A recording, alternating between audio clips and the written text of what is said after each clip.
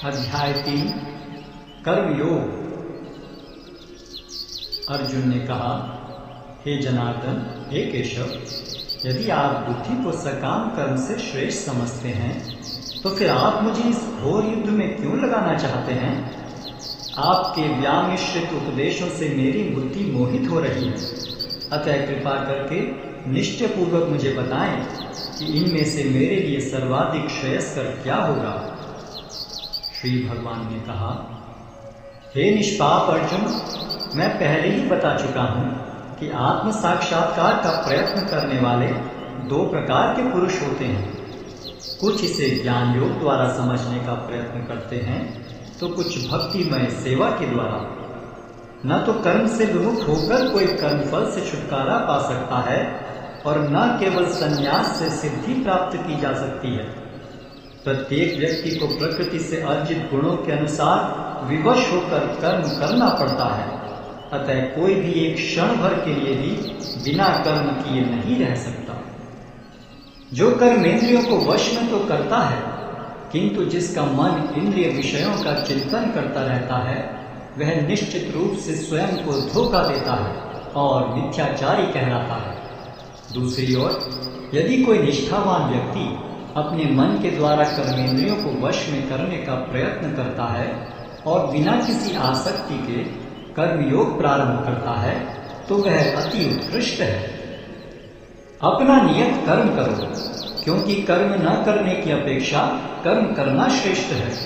कर्म के बिना तो शरीर निर्वाह भी नहीं हो सकता। श्री विष्णु के लिए यज्ञ रूप में कर्म करना चाहिए, अन्यथा कर्म के द्वारा इस भौतिक जगत में बंधन उत्पन्न होता है। अतः हे कुंती पुत्र, उनकी प्रसन्नता के लिए अपने नियत कर्म करो, इस तरह तुम बंधन से सदा मुक्त रहोगे।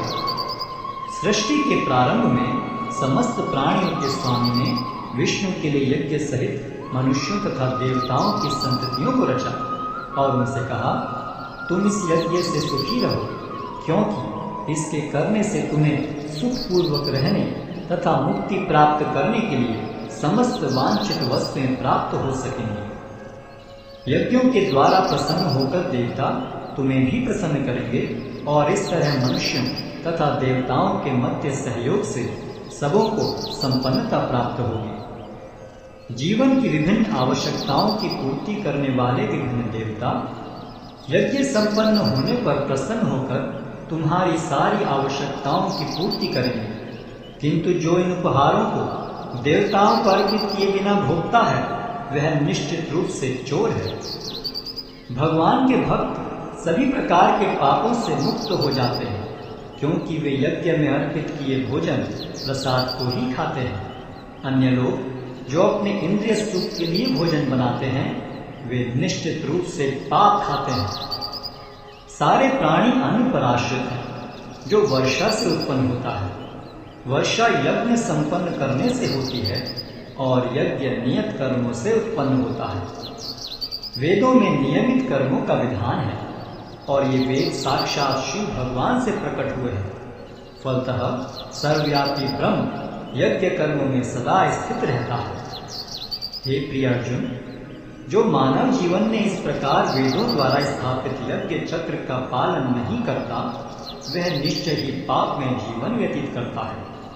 ऐसा व्यक्ति केवल इंद्रियों की तुष्टि के लिए व्यर्थ ही जीवित रहता है। किंतु जो व्यक्ति आत्मा में ही आनंद लेता है तथा जिसका जीवन आत्म साक्षात्कार युक्त है और जो अपने में ही पूर्णतया संतुष्ट रहता है, उसके लिए कुछ कारणीय कर्तव्य नहीं होता।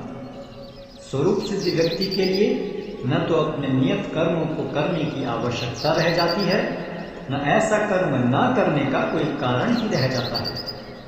उसे किसी अन्य जीव पर निर्भर रहने की आवश्यकता भी नहीं रह जाती। अतः कर्म फल में आसक्त हुए बिना मनुष्य को अपना कर्तव्य समझकर निरंतर कर्म करते रहना चाहिए, क्योंकि अनासक्त होकर कर्म करने से उसे परब्रह्म की प्राप्ति होती है। जनक जैसे राजाओं ने केवल नियत कर्मों को करने से ही सिद्धि प्राप्त की। अतः सामान्य जनों को शिक्षित करने की दृष्टि से तुम्हें कर्म करना चाहिए।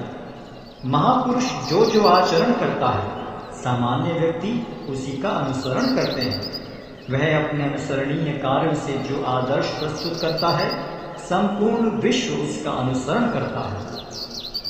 हे प्रथापुत्र, तीनों लोकों में मेरे लिए कोई भी कर्म नियत नहीं है। न मुझे किसी वस्तु का अभाव है और न आवश्यकता ही है, तो भी मैं नियत कर्म करने में तत्पर रहता हूँ। क्योंकि यदि मैं नियत कर्मों को सावधानी पूर्वक न करूँ तो हे पार्थ, यह निश्चित है कि सारे मनुष्य मेरे पथ का ही अनुगमन करेंगे। यदि मैं नियत कर्म न करूँ तो ये सारे लोग नष्ट हो जाएंगे। तब मैं अवांछित जन समुदाय को उत्पन्न करने का कारण हो जाऊंगा और इस तरह संपूर्ण प्राणियों की शांति का विनाशक बनूंगा। जिस प्रकार अज्ञानी जन फल की आसक्ति से कार्य करते हैं, उसी तरह विद्वान जनों को चाहिए कि वे लोगों को उचित पथ पर ले जाने के लिए अनासक्त रहकर कार्य करें।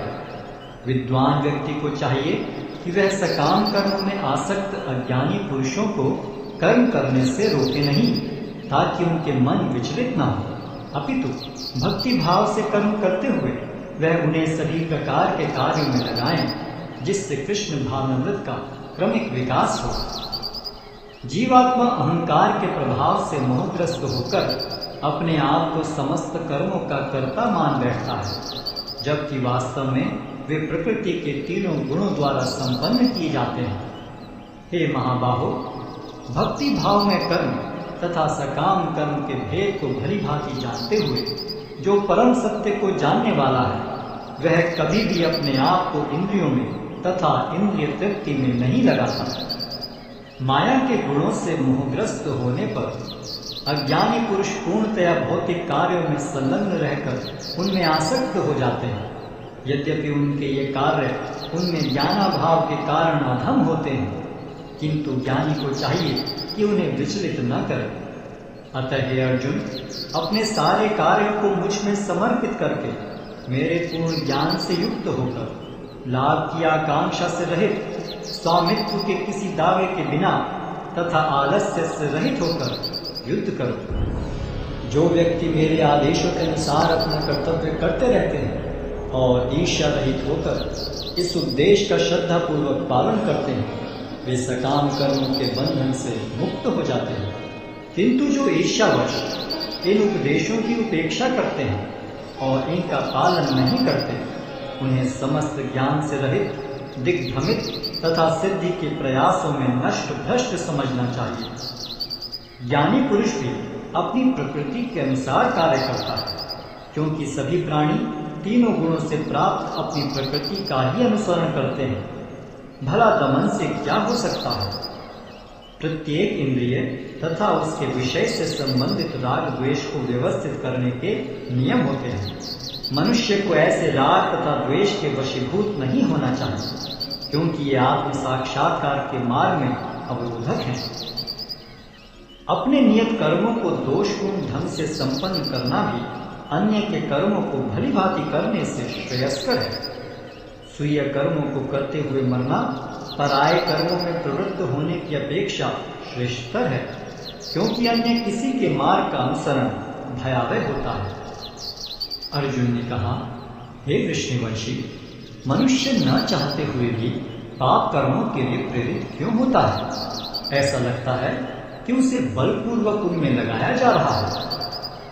श्री भगवान ने कहा, हे अर्जुन, इसका कारण रजोगुण के संपर्क से उत्पन्न काम है, जो बाद में क्रोध का रूप धारण करता है और जो इस संसार का सर्वभक्षी पापी शत्रु है।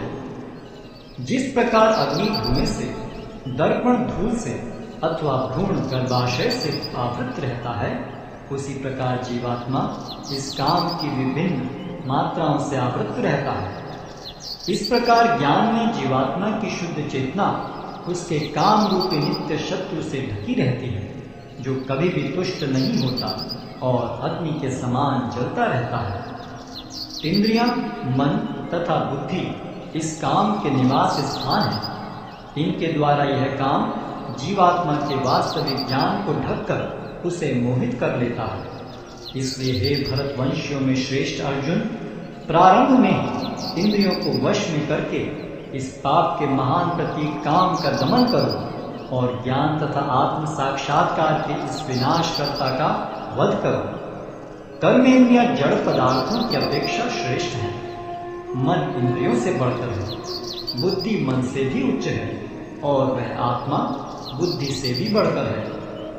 इस प्रकार हे महाबाहु अर्जुन, अपने आप को भौतिक इंद्रियों, मन तथा बुद्धि से परे जानकर और मन को सावधान आध्यात्मिक बुद्धि से स्थिर करके आध्यात्मिक शक्ति द्वारा इस काम रूपी दुर्जय शत्रु को जीतो।